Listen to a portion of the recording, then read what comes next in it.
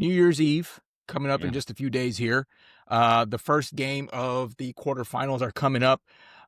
New Year's Eve, 7:30 p.m. Miami and Ohio State. Aaron, what are your initial thoughts on this one? sure. Yes. I mean, for this one, out of the entire, quarterfinal, second round matchups, this is the game I'm most excited to see. I feel like most people are, seeing it or making it seem like it's an easy pick and choosing Ohio State. But I mean, is it really that cut and dry? Yeah, that's looking at it from like a super high level. It seems like I agree with that sentiment. It is easy to pick Ohio State, but now that I've looked into the numbers a little more, I wouldn't say so. Both teams have kind of stumbled on their way to this point. Ohio State, obviously they had a perfect regular season, but you could say that their schedule was pretty lackluster in terms of quality of opponents. We saw what happened when the Buckeyes, when they finally played. At least when they played their toughest opponent, Indiana, in the Big Ten championship game. Low scoring affair. Everything looked off from what we've typically seen throughout the regular season. Miami has stumbled a couple times getting here, right? And both times Carson Beck was put into a similar position we've seen in the past where he gets really pass heavy. He puts a lot on his own shoulders and careless with the ball. And he throws a lot of interceptions. And so that'll probably be Ohio State's plan moving into this one. But, last year, 0 out of 4 teams in the first that got a first round bye made it past their first game. So we'll see if Ohio State can break this trend, seeing as they're the first game this quarterfinal round. And uh, looking into the numbers into this game, these teams are pretty close on paper. And I actually wanted to play a little game with you. So I'm going to give you the numbers. I'm going to give you the numbers and you guess which team it is. And I wanted to do it this way because I was surprised at how close a lot of these numbers were, right? So, all right, in no particular order, points per game, 32 versus 32.2. Who do you think has the higher points per game? Hmm. I mean, I feel like I'm going to go with Ohio State just because they've dominated those, games where they haven't really played the toughest competition. So I think they're going to have the higher points per game statistic. So 32.2 actually belongs to Miami. Oh, wow. Yeah. All right. Points allowed per game. All right. We've got 13 versus 8.8. Okay. Which team do you think is 8.8? I'm going to have to say, I know Ohio State has a top ring defense. I remember earlier this year that number being around 9. So I'm going to go Ohio State for that one. Yep, you're right on that one. So almost 4 or 5 points better, right? Mhm. Okay, how about total offensive yards per game, right? We've got 403 versus 411. Who do you think has 411? So, I mean, you said the points per game belong to Miami. So I'm going to go with yards per game and total offense also with Miami. Okay, yeah, these are very close. I mean, what is that? A difference of 8 yards or so, but it is Ohio State. Okay. So maybe that means Ohio State maybe relies on a field goal here or there throughout the season. These are all very close numbers at the end of the day. Very. But I'll do one more number, and that is the turnover margin. Okay, we've got a plus point 0.8 per game Mhm. and a plus point 0.2 per game. Which Hmm. which team do you think is closer to one? So we talked about Carson Beck throwing a lot of interceptions, a lot of picks.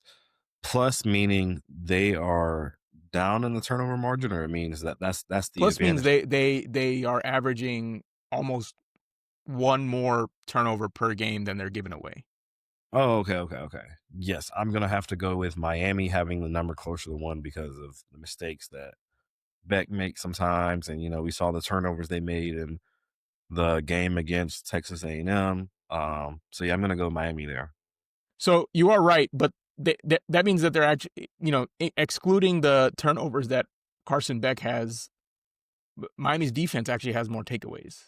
Oh So wow. so that's why they're closer to the point 0.8. So Miami's defense is definitely a lot more opportunistic here. And Mhm. that's what was surprising to me as well. So Uh-huh. looking at those numbers, I think these are the keys that I think I'll be looking for as I'm making my prediction, as I'm watching the game. What are the keys to winning this game, right? And I've got it down to 2 points here.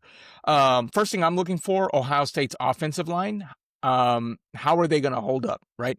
How do they hold up against specifically Ruben Bain Jr. and Akeem Mesidor?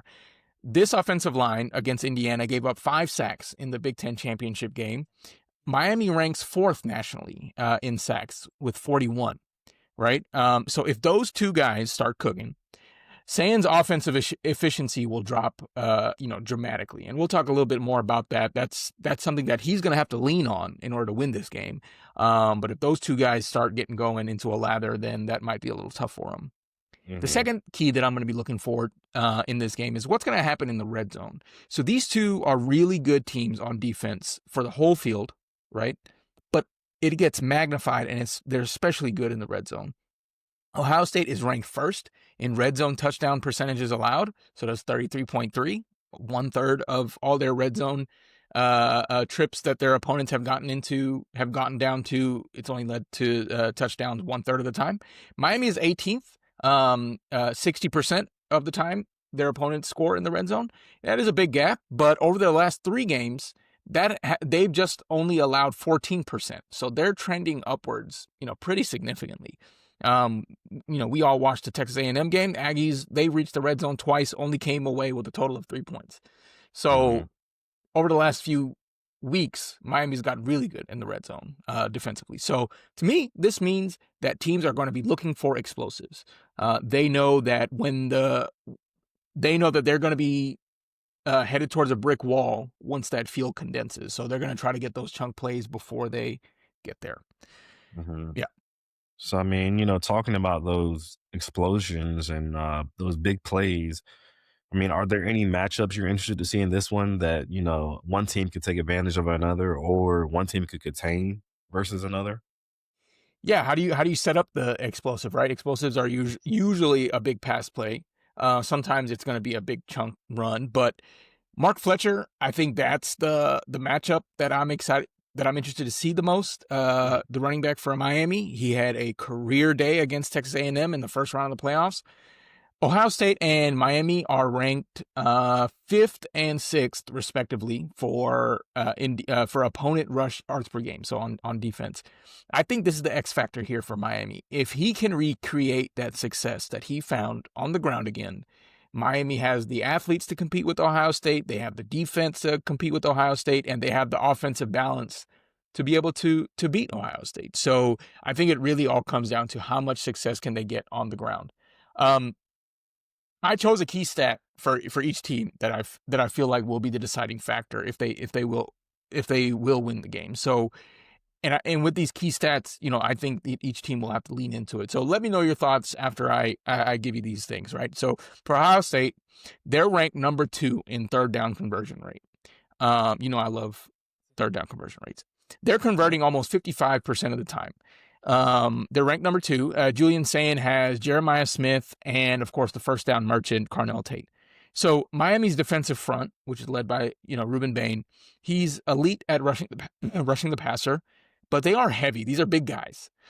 If Ohio State converts 4 or 5 third downs on a single drive or over the course of, in a quarter or something, that Miami pass rush will get gassed by the middle of the third quarter. So they're ranked 2nd on that third down conversion. Guess who's ranked number 1? I don't know Indiana. who. We'll Wow. talk further about them on that one later. But so that's something that I think Ohio State will lean on, the third down conversion and extending drives.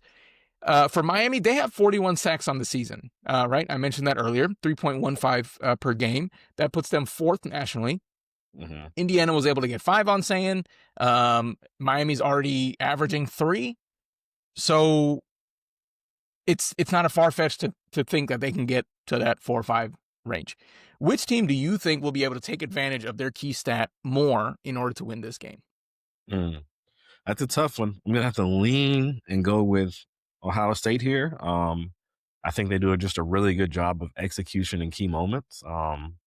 Ever since last year's playoff run, I think they just find a way to make those key conversions, hit his favorite 2 targets, Jeremiah Smith and Carnell Tate when he needs to. I think if they're able to take advantage of that key stat, I think they will be the ones to come out on top and win this game. So I'm picking Ohio State in this matchup. Nice, nice. Mhm. I personally did not think Miami was going to win that first round, but now that they did, I think this is a better matchup than the Texas A&M game would have been. And as long as Carson Beck shows up with his A game, which did not show up in the Texas A&M game, they only scored 1 touchdown. If he can show up and this defense shows up, I think they can beat Ohio State. So I'm going Miami.